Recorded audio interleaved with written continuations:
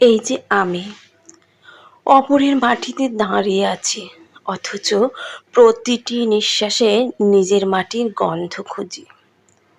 লোকজন ভাবে আমি বুঝি অনেক সুখে আছি। বড় শহরের আলোয় ভেসে কাগজের নোট গুনে জীবনটা বুঝি রঙিন হয়ে উঠেছে। কিন্তু কেউ দেখে না আমার বুকের ভিতর ফাঁকা ঘরটা, যেখানে প্রতিদিন সন্ধ্যায় নিঃশব্দ কান্না ফোটে।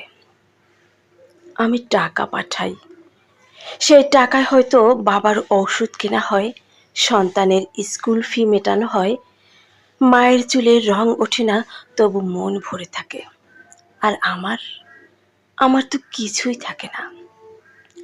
থাকে শুধু এক পাটি জুতা, হাঁটার ক্লান্তি, আর রাতে বিছানায় নিঃশব্দে গলে যাওয়া কিছু অশ্রু।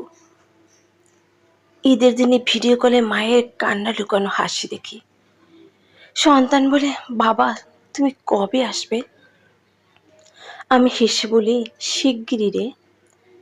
আসলে আমি জানি আমি কবে ফিরতে পারবো তা আমারও জানা নেই।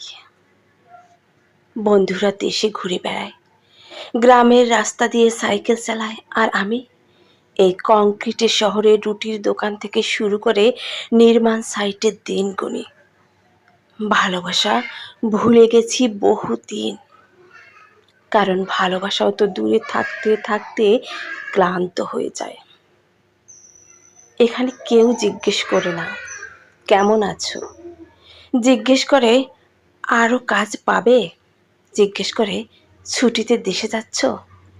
আর আমি উত্তর দেই না, শুধু চোখ নামিয়ে নিঃশব্দে পায়ের তাল গুনতে থাকি। তবুও বেঁচে থাকি, কারণ জানি আমি শুধু একা নই। আমার পেছনে দাঁড়িয়ে আছে এক পরিবারের স্বপ্ন, এক দেশের প্রিয় মুখ, এক বুক অপেক্ষা। আমি সেই মানুষ যে মাটির জন্য প্রাণ দিয়ে ভালোবাসে, কিন্তু মাটির থেকেও হাজার মাইল দূরে পড়ে থাকে, বিদেশে, এক নিঃসঙ্গ কিন্তু বুক ভরা ভালোবাসা নিয়ে।